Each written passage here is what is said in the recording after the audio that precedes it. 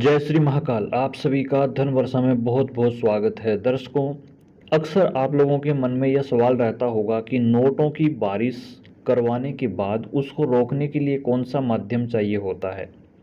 सबसे पहले तो जो भाई इस लाइन में हैं वो एक बात को अच्छे से जानते हैं कि नोटों की बारिश अगर आप किसी माध्यम पर करवा रहे हैं, माध्यम इन द सेंस कि मान लो आप नोट बरसा रहे हैं किसी कड़ाही बंधन पे, हांडी उड़ाने पे, नींबू उड़ाने पे, मसान जगाने पे, कोई शक्ति खड़ी करने पे, मिठाई मंगवाने पे, या टीटी पे, या फिर आर्टिकल पे, या फिर आप कछुए पे, फाइटर पे, उल्लू पे, या इन सभी चीज़ों पे, इनमें से किसी चीज़ पे आप काम करवा रहे हैं।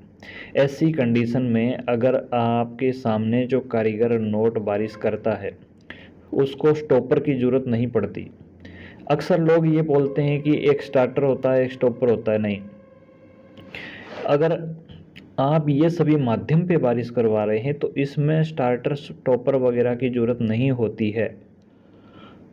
आवश्यकता होती है स्टार्टर और स्टॉपर की वहाँ पे जहाँ एक आदमी डायरेक्ट बारिश कर रहा है और दूसरा आदमी उसको रोकने का काम करेगा या उस नोट को बढ़ाने का काम करेगा। वहाँ स्टॉपर की ज़रूरत होती है, क्योंकि एक आदमी ने तो डायरेक्ट बारिश करी है, एक तांत्रिक है, उसने अपनी क्रिया कर दी, उसके माध्यम से बारिश हो गई, नोट आ गए। अब वो नोट थोड़े टाइम के लिए रुकते हैं, मान लो घंटे के लिए रुकते हैं, 20 मिनट, आधा घंटा रुकते हैं, 1 घंटा रुकते हैं, 2 घंटा रुकते हैं, 5 घंटा रुकते हैं, 10 घंटा रुकते हैं, वो उसकी लिमिट होती है हर आदमी की। तो वो उतने टाइम तक रुक रहे हैं। उस कंडीशंस के अंदर उसको लंबे टाइम रोकने के लिए एक शक्ति की ज़रूरत होती है जो स्टॉप कर पाए इसको, वहाँ उसको स्टॉपर बोला जाता है। तो डायरेक्ट नोट जब बरसते हैं उसमें स्टॉपर की ज़रूरत होती है, ना कि किसी माध्यम से अगर नोट बरसते हैं तो उसमें स्टॉपर की।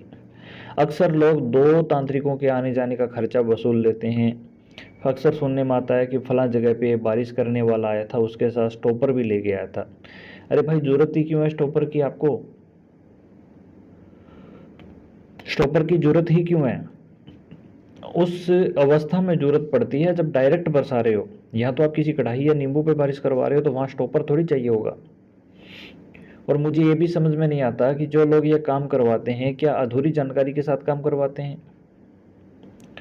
और अगर वास्तविक रूप से ही किसी के पास कढ़ाई वाला या नींबू वाला मिल जाता है, जब सही काम करने वाला कारीगर होता है, उसको पता है उस पर काम होना है, तो वो 50-60 हज़ार रुपये के लिए स्टॉपर के नाम पे क्यों वसूली करते हैं?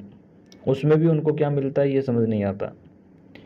इसलिए सबसे पहले आप अपनी जेब कटाने से पहले ये समझ लीजिए, ये जान लीजिए, इस चीज़ का आपको भान होना चाहिए कि इसमें जब डायरेक्ट नोट कोई व्यक्ति लेके आता है तो उसको रोकने के लिए स्टॉपर की ज़रूरत होती है। यानी डायरेक्ट कोई आदमी आपके पास ऐसा है जो बारिश करता है, तब स्टॉपर की ज़रूरत पड़ती है।